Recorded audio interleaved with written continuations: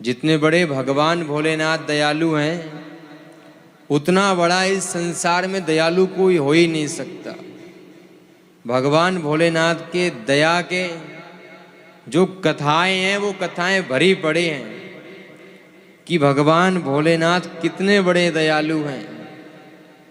भगवान भोलेनाथ के अगर दर पे कोई आए और ऐसी याचना लेकर के आए कि प्रभु हमें ये प्राप्त करना है, हमें ये चाहिए, हमें ऐसी कामना है, तो भगवान भोलेनाथ तो इतने बड़े दयालु कि उसकी सभी कामनाएं तुरंत पूरी करने वाले हैं। एक कथा आती है कि भगवान का बड़ा अच्छा एक भक्त था गुणनिधि।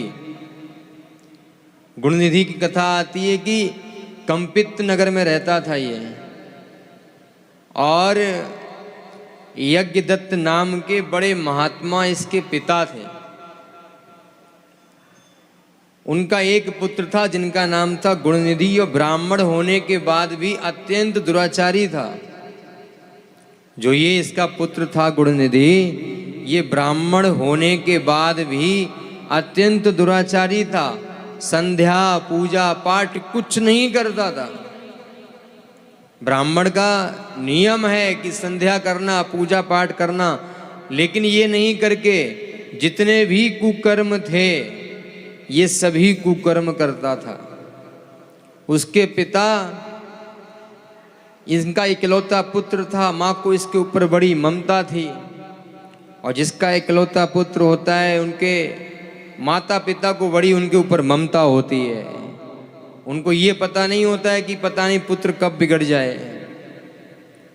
क्या हुआ कि इकलौता पुत्र ज्यादा ममता प्यार दिया और पुत्र बिगड़ गया।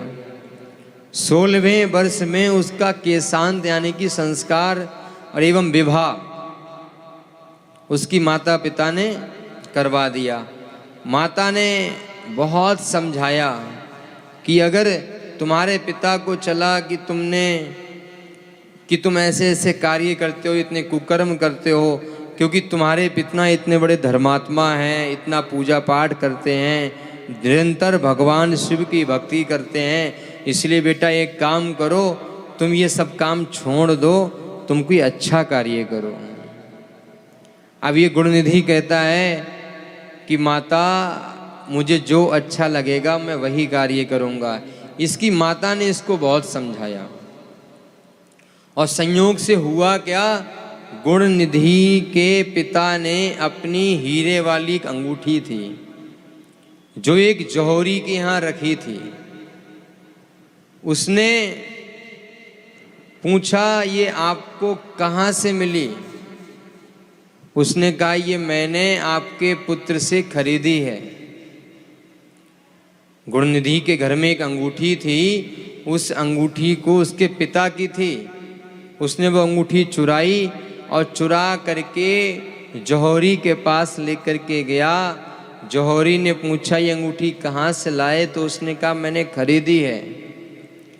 एक दिन क्या हुआ, उसी जौहरी की दुकान पे कुछ आभूषण खरीदने के लिए गुणनिधि के पिता पहुंचे। उन्होंने जाकर के वो देख लिया कि ये आभूषण तो हमारे घर का है। अब वो समझ गए कि मेरा जो पुत्र है वो कुकर्म में निरत हो गया है, कुकर्म करने लगा है। अपने घर में आए, देवी से पूछा कि ये बताओ, एक बड़ी सुंदर सी अंगूठी थी, वो अंगूठी कहाँ गई? कौन ले गया उस अंगूठी के लिए? उनकी पत्नी इधर उधर की बात करने लगी।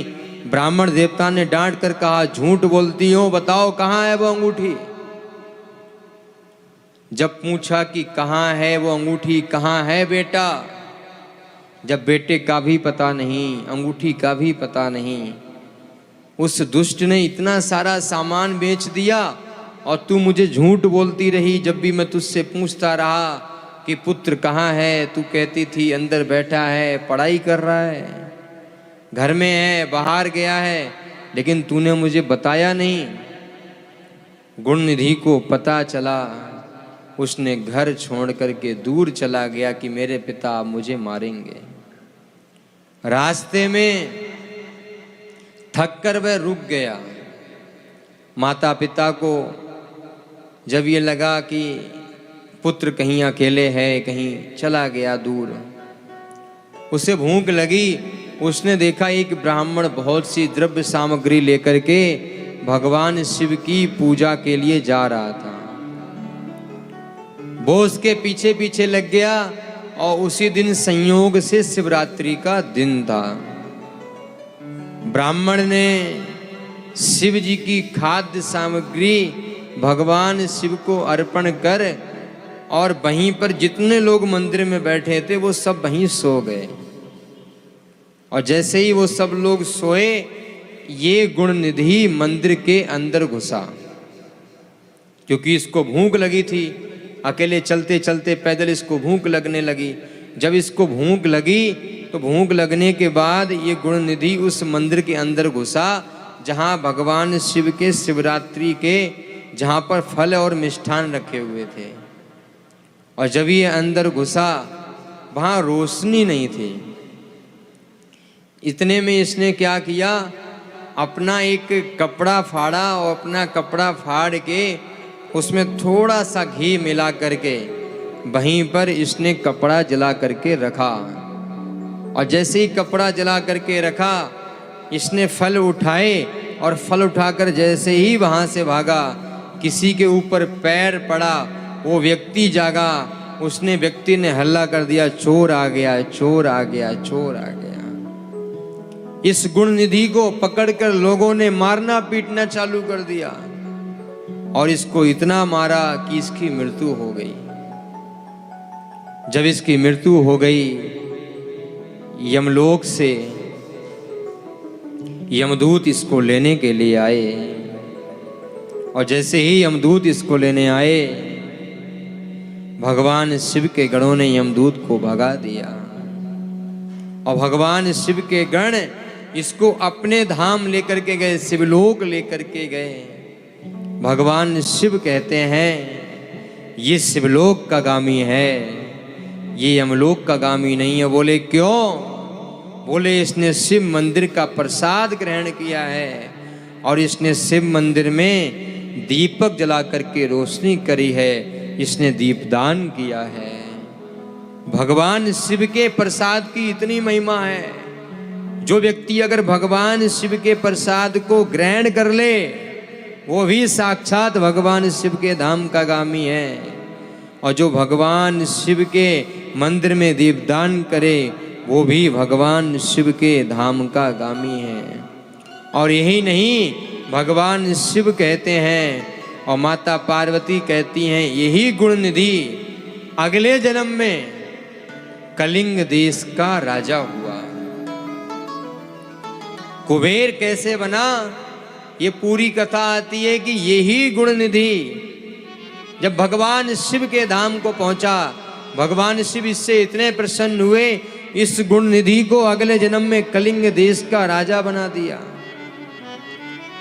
कलिंग देश का जो राजा था अरिदम, अरिदम का पुत्र दम हुआ और दम ने शिव मंदिर में अनेक दीपदान किए। उसका फल प्राप्त हुआ कि अगले जन्म में वो अलकापुरी का राजा कुबेर हुआ। भगवान शिव की थोड़ी सी पूजा का ये फल, भगवान शिव की पूजा, थोड़ी सी पूजा करी, उस थोड़ी सी पूजा ने, गुणनिधि पहले कौन था? पहले कुकर्मी था।